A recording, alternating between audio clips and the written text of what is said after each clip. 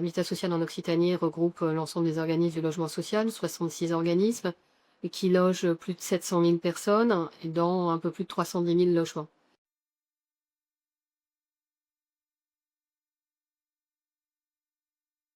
Cette journée, elle est aussi l'occasion de rappeler, je dirais, les 3 enjeux qui sont les nôtres aujourd'hui. D'abord, on a un parcours résidentiel qui est, un peu en berne. On a, des gens, qui ne quittent pas le logement social et puis, en revanche, on a des personnes âgées, qui demandent à soit revenir, soit, à intégrer le logement social, à partir de 60 ans. Donc c'est quelque chose qui, pour nous, nous oblige à, 2e enjeu, à penser les besoins d'adaptation et les besoins autrement puisque, on doit répondre à ces nouvelles problématiques. Et puis le 3e enjeu, pour nous, c'est la fluidité, au sein du parc, puisqu'on a un taux de rotation qui est en chute. Nous avions, 15 de taux de rotation il y a 10 ans, il est tombé à 7 aujourd'hui et donc ça, nous oblige aussi à travailler sur les besoins, qui s'expriment et ça se fait souvent au sein des commissions d'attribution.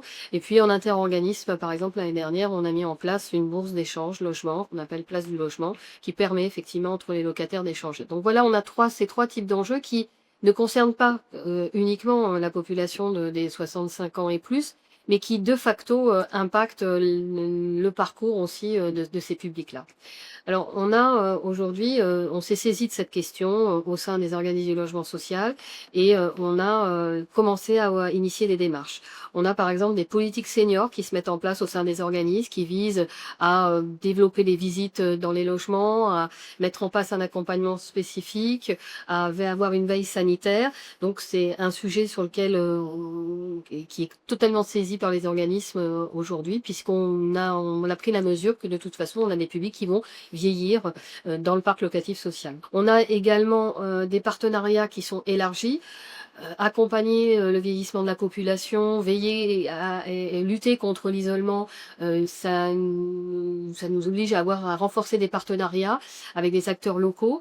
À titre d'exemple aussi, on a signé une convention avec la CARSAT et Habitat Social en Occitanie pour permettre l'adaptation des logements au vieillissement. Donc ça permet aussi d'accompagner ces besoins. On a un autre exemple d'action initiée, c'est les travaux, dans les travaux de réhabilitation. Aujourd'hui, la problématique du vieillissement est totalement intégrée, notamment avec le développement de la domotique, pour permettre aux personnes de pouvoir pousser une porte et ne serait-ce que de rentrer dans un hall d'immeuble, par exemple. Voilà, donc c'est un sujet qui s'amorce aujourd'hui, soit avec du partenariat, soit avec des nouveaux enjeux au titre de la politique de travaux. Mais en tout cas, c'est un sujet qui est pris à bras-le-corps et pour lequel la profession a bien conscience des enjeux qui s'offrent à nous dans les prochaines années.